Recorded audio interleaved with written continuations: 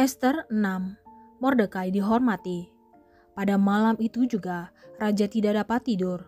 Maka bertitalah Baginda membawa kitab pencatatan sejarah, lalu dibacakan di hadapan raja. Dan di situ didapati suatu catatan tentang Mordekai yang pernah memberitahukan bahwa Bigtan dan Teres, dua orang sida-sida raja yang termasuk golongan penjaga pintu, telah berikhtiar membunuh Raja Ahasiweros. Maka bertanyalah raja, kehormatan dan kebesaran apakah yang dianugerahkan kepada Mordekai oleh sebab perkara itu? Jawab para biduanda raja yang bertugas pada Baginda, kepadanya tidak dianugerahkan suatu apapun. Maka bertanyalah raja, siapakah itu yang ada di pelataran? Pada waktu itu, Haman baru datang di pelataran luar istana raja untuk memberitahukan kepada Baginda bahwa ia hendak menyulahkan Mordekai pada tiang yang sudah didirikannya untuk dia. Lalu jawab para biduanda raja kepada Baginda, itulah Haman, ia berdiri di pelataran. Maka titah raja, suruhlah dia masuk. Setelah Haman masuk, bertanyalah raja kepadanya, apakah yang harus dilakukan kepada orang yang raja berkenan menghormatinya? Kata Haman dalam hatinya, kepada siapa lagi raja berkenan menganugerahkan kehormatan lebih dari kepadaku? Oleh karena itu, jawab Haman kepada raja, mengenai orang yang raja berkenan menghormatinya, hendaklah diambil pakaian kerajaan yang biasa dipakai oleh raja sendiri, dan lagi kuda yang biasa dikendarai oleh raja sendiri, dan yang diberi mahkota kerajaan di kepalanya. Dan hendaklah diserahkan pakaian dan kuda itu ke tangan seorang dari antara para pembesar raja, orang-orang bangsawan. Lalu hendaklah pakaian itu dikenakan kepada orang yang raja berkenan menghormatinya. Kemudian hendaklah ia diarak dengan mengendarai kuda itu melalui lapangan kota, sedang orang berseru-seru di depannya. Beginilah dilakukan kepada orang yang raja berkenan menghormatinya. Maka titah raja kepada Haman, segera ambillah pakaian dan kuda itu, seperti yang kau katakan itu, dan lakukanlah demikian kepada Mordekai, orang Yahudi yang duduk di pintu gerbang istana. Sepatah kata pun janganlah kau lalaikan daripada segala yang kau katakan itu. Lalu Haman mengambil pakaian dan kuda itu, dan dikenakannya pakaian itu kepada Mordekai. Kemudian diaraknya Mordekai melalui lapangan kota itu, sedang ia menyerukan di depannya. Beginilah dilakukan kepada orang yang raja berkenan menghormatinya. Kemudian kembalilah Mordekai ke pintu gerbang istana raja. Tetapi Haman bergesa-gesa pulang ke rumahnya dengan sedih hatinya dan berselubung kepalanya. Dan Haman menceritakan kepada Zeres, istrinya, dan kepada semua sahabatnya apa yang dialaminya. Maka kata para orang arif bijaksana dan Zeres istrinya kepadanya, jikalau Mordekai yang di depannya engkau sudah mulai jatuh adalah keturunan Yahudi, maka engkau tidak akan sanggup melawan dia, malahan engkau akan jatuh benar-benar di depannya. Selagi mereka itu bercakap-cakap dengan dia, datanglah sida-sida raja, lalu mengantarkan Haman dengan segera ke perjamuan yang diadakan oleh Ester. Ester 7. Haman diadukan oleh Ester dan dihukum mati. Datanglah raja dengan Haman untuk dijamu oleh Ester sang ratu. Pada hari yang kedua itu, sementara minum anggur, bertanyalah pula raja kepada Ester, apakah permintaanmu, hai Ratu Ester? Niscaya akan dikabulkan. Dan apakah keinginanmu? Sampai setengah kerajaan sekalipun akan dipenuhi. Maka jawab Ester sang ratu, ya raja, jikalau hamba mendapat kasih raja, dan jikalau baik pada pemandangan raja, karuniakanlah kiranya kepada hamba nyawa hamba atas permintaan hamba, dan bangsa hamba atas keinginan hamba. Karena kami, hamba serta bangsa hamba, telah terjual untuk dipunahkan, dibunuh dan dibinasakan. Jikalau seandainya kami hanya dijual sebagai budak laki-laki dan perempuan, niscaya hamba akan berdiam diri. Tetapi malapetaka ini tiada taranya di antara bencana yang menimpa raja. Maka bertanyalah Raja Ahasiweros kepada Ester sang ratu, siapakah orang itu, dan di manakah dia yang hatinya mengandung niat akan berbuat demikian? Lalu jawab Ester, penganiaya dan musuh itu ialah Haman orang jahat ini. Maka Haman pun sangatlah ketakutan di hadapan raja dan ratu. Lalu bangkitlah raja dengan panas hatinya daripada minum anggur dan keluar ke taman istana. Akan tetapi Haman masih tinggal untuk memohon nyawanya kepada Ester sang ratu, karena ia melihat bahwa telah putus niat raja untuk mendatangkan celaka kepadanya. Ketika raja kembali dari taman istana ke dalam ruangan minum anggur, maka Haman berlutut pada katil tempat Ester berbaring. Maka tita raja, masih jugakah ia hendak menggagahi sang ratu di dalam istanaku sendiri? Tak kalah tita raja itu keluar dari mulutnya, maka diselubungi oranglah muka Haman. Sembah Harbona, salah seorang sida-sida yang di hadapan raja. Lagi pula, tiang yang dibuat Haman untuk Mordekai, orang yang menyelamatkan raja dengan pemberitahuannya itu, telah berdiri di dekat rumah Haman, 50 hasta tingginya. Lalu tita raja, sulakan dia pada tiang itu. Kemudian Haman disulakan pada tiang yang didirikannya untuk Mordekai, maka surutlah panas hati raja. Ester 8. Perintah raja yang menguntungkan orang Yahudi. Pada hari itu juga, Raja Ahasiweros mengaruniakan harta milik Haman, seteru orang Yahudi, kepada Ester, sang ratu, dan Mordekai masuk menghadap raja, karena Ester telah memberitahukan apa pertalian Mordekai dengan dia.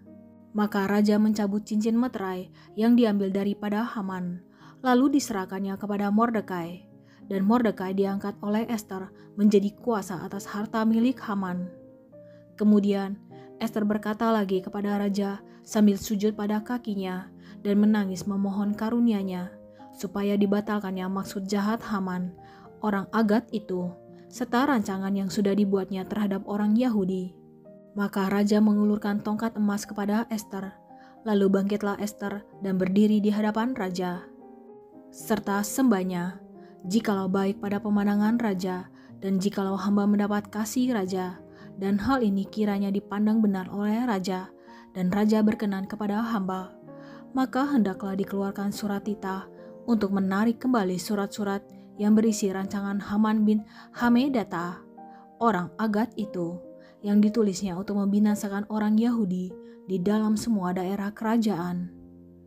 Karena bagaimana hamba dapat melihat malapetaka yang menimpa bangsa hamba, dan bagaimana hamba dapat melihat kebinasaan sanak saudara hamba. Maka jawab Raja Ahasiweros kepada Ester, sang ratu, serta kepada Mordekai orang Yahudi itu, harta milik Haman telah kukaruniakan kepada Ester, dan Haman sendiri telah disulahkan pada tiang karena ia sudah mengacungkan tangannya kepada orang Yahudi.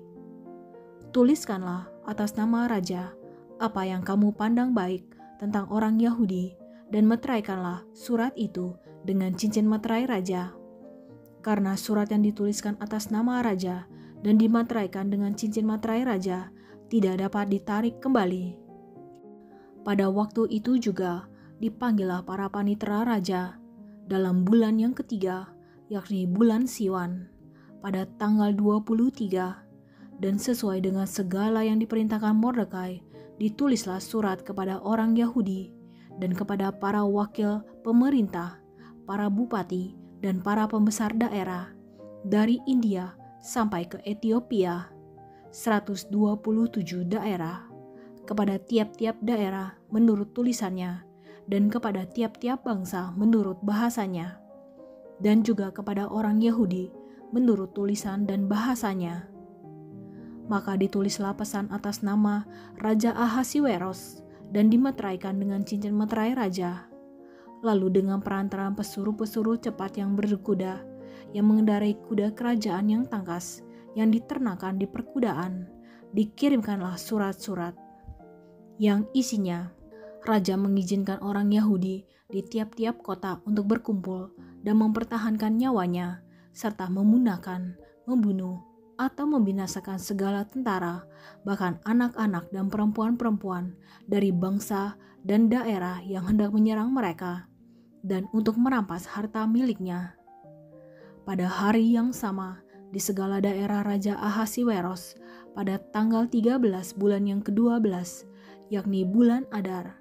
Salinan pesan tertulis itu harus diundangkan di tiap-tiap daerah, lalu diumumkan kepada segala bangsa, dan orang Yahudi harus bersiap-siap untuk hari itu akan melakukan pembalasan kepada musuhnya. Maka dengan terburu-buru dan tergesa-gesa, berangkatlah pesuruh-pesuruh cepat yang mengendarai kuda kerajaan yang tangkas itu atas tita raja. Dan undang-undang itu dikeluarkan di dalam benteng Susan. Dan Mordekai keluar dari hadapan raja dengan memakai pakaian kerajaan daripada kain ungu tua dan kain lenan, dengan memakai tajuk emas yang mengagumkan, serta jubah daripada kain lenan halus dan kain ungu muda. Maka kota Susan pun bertempik soraklah dan bersukaria. Orang Yahudi telah beroleh kelapangan hati dan sukacita, kegirangan dan kehormatan. Demikian juga di tiap-tiap daerah dan di tiap-tiap kota, di tempat manapun titah dan undang-undang raja telah sampai. Ada sukacita dan kegirangan di antara orang Yahudi, dan perjamuan serta hari gembira. Dan lagi banyak dari antara rakyat negeri itu masuk Yahudi, karena mereka ditimpa ketakutan kepada orang Yahudi. Ester 9. Tindakan orang Yahudi terhadap musuhnya. Dalam bulan yang ke-12, yakni bulan Adar, pada hari yang ke-13, ketika titah serta undang-undang raja akan dilaksanakan, pada hari musuh-musuh orang Yahudi berharap mengalahkan orang Yahudi, terjadilah yang sebaliknya. Orang Yahudi mengalahkan pembenci-pembenci mereka. Maka berkumpullah orang Yahudi di dalam kota-kotanya, di seluruh daerah Raja Ahasiweros, untuk membunuh orang-orang yang berikhtiar mencelakakan mereka. Dan tiada seorang pun tahan menghadapi mereka, karena ketakutan kepada orang Yahudi telah menimpa segala bangsa itu. Dan semua pembesar daerah dan wakil pemerintahan dan bupati serta pejabat kerajaan menyokong orang Yahudi, karena ketakutan kepada Mordekai telah menimpa mereka. Sebab Mordekai besar kekuasaannya di dalam istana raja, dan tersiarlah berita tentang dia ke segenap daerah, karena Mordekai itu bertambah-tambah besar kekuasaannya. Maka orang Yahudi mengalahkan semua musuhnya. Mereka memukulnya dengan pedang, membunuh dan membinasakannya. Mereka berbuat sekehendak hatinya terhadap pembenci-pembenci mereka. Di dalam benteng Susan saja, orang Yahudi membunuh dan membinasakan 500 orang.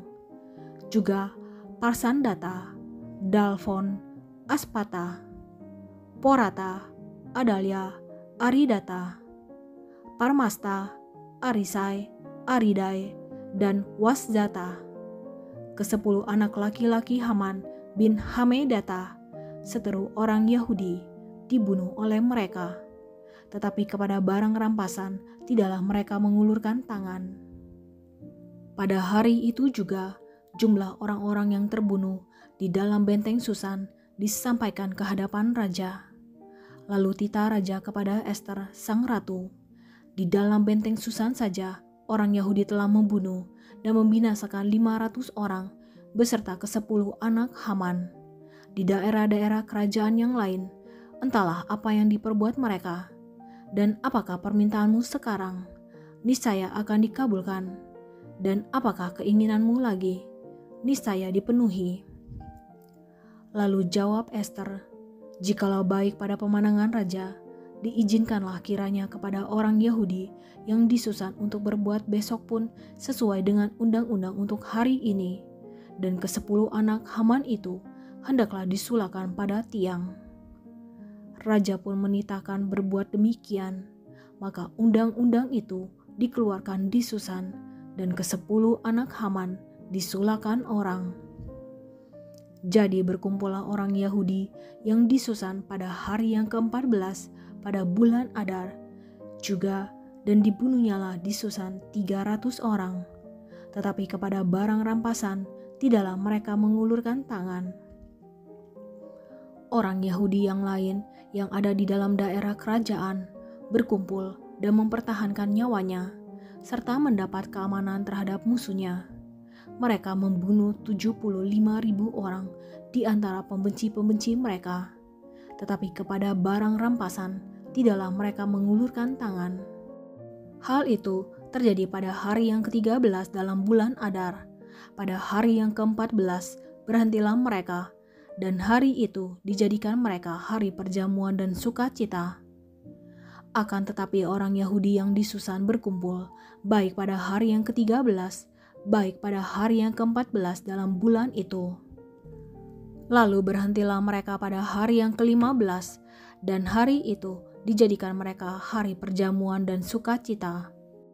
Oleh sebab itu, orang Yahudi yang di pedusunan, yakni yang diam di perkampungan, merayakan hari yang ke-14 bulan Adar itu sebagai hari sukacita dan hari perjamuan dan sebagai hari gembira untuk antar-mengantar makanan.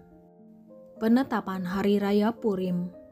Maka Mordekai menuliskan peristiwa itu, lalu mengirimkan surat-surat kepada semua orang Yahudi di seluruh daerah Raja Ahasiweros, baik yang dekat, baik yang jauh, untuk mewajibkan mereka supaya tiap-tiap tahun merayakan hari yang ke-14 dan yang ke-15 bulan Adar.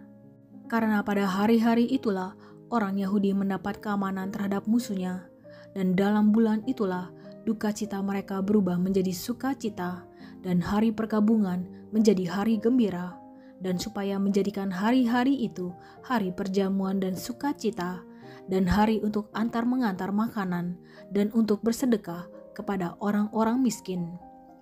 Maka orang Yahudi menerima sebagai ketetapan apa yang sudah dimulai mereka melakukannya dan apa yang ditulis Mordekai kepada mereka.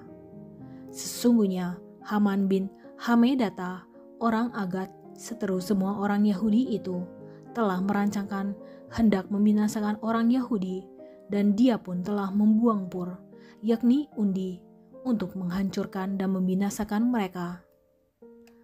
Akan tetapi, ketika hal itu disampaikan ke hadapan raja, maka dititahkannyalah dengan surat, supaya rancangan jahat yang dibuat Haman terhadap orang Yahudi itu dibalikan ke atas kepalanya. Maka Haman beserta anak-anaknya disulakan pada tiang.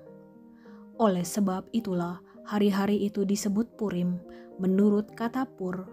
Oleh sebab itu jugalah, yakni karena seluruh isi surat itu, dan karena apa yang dilihat mereka mengenai hal itu, dan apa yang dialami mereka.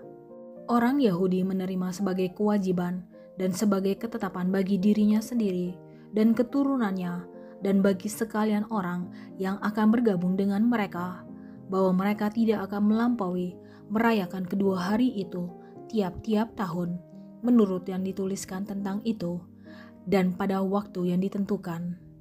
Dan bahwa hari-hari itu akan diperingati dan dirayakan di dalam tiap-tiap angkatan, di dalam tiap-tiap kaum, di tiap-tiap daerah, di tiap-tiap kota, sehingga hari-hari Purim itu tidak akan lenyap dari tengah-tengah orang Yahudi, dan peringatannya tidak akan berakhir dari antara keturunan mereka. Lalu Ester, sang ratu, anak Abihail, menulis surat bersama-sama dengan Mordekai orang Yahudi itu. Surat yang kedua tentang hari raya Purim ini dituliskannya dengan segala ketegasan untuk menguatkannya. Lalu dikirimkannyalah surat-surat kepada semua orang Yahudi di dalam ke-127 daerah kerajaan Ahasiweros dengan kata-kata salam dan setia, supaya hari-hari Purim itu dirayakan pada waktu yang ditentukan, seperti yang diwajibkan kepada mereka oleh Mordekai orang Yahudi itu, dan oleh Ester sang ratu, dan seperti yang diwajibkan mereka kepada dirinya sendiri serta keturunan mereka mengenai hal berpuasa dan meratap-ratap. Demikianlah perintah Ester menetapkan perihal Purim itu, kemudian dituliskan di dalam kitab. Ester 10. Kebesaran Mordekai. Maka Raja Ahasiweros mengenakan upeti atas negeri dan daerah-daerah pesisir juga. Segala perbuatannya yang hebat serta gagah dan pemberitaan yang seksama tentang kebesaran yang dikaruniakan raja kepada Mordekai Bukankah semuanya itu tertulis di dalam kitab sejarah raja-raja Media dan Persia? Karena Mordekai, orang Yahudi itu, menjadi orang kedua di bawah Raja Ahasiweros, dan ia dihormati oleh orang Yahudi, serta disukai oleh banyak sanak saudaranya. Sebab ia mengikhtiarkan yang baik bagi bangsanya, dan berbicara untuk keselamatan bagi semua orang sebangsanya.